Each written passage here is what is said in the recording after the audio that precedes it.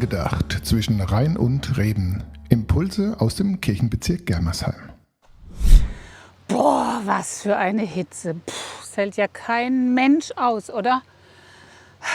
Als es kalt war, habe ich mir so sehr gewünscht, dass es warm wird. Aber das ist echt zu viel.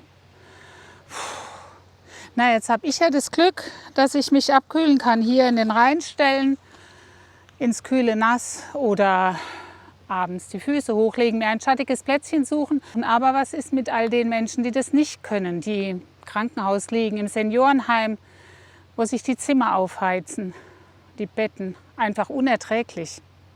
Ich habe da mal eine eiskalte Idee für uns.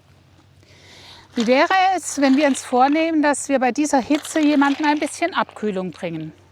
Dem DHL-Boten ein Glas Wasser oder der Frau, die da im Bett liegt, ein kühles Tuch auf den Kopf legen.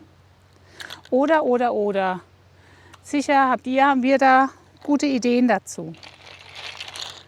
Ich nehme mir vor, Augen und Herz offen zu halten und zu schauen, wer Abkühlung braucht, im Namen Gottes, der die Quelle des Lebens ist und so erfrischend lebendig, dass wir davon nie genug haben können.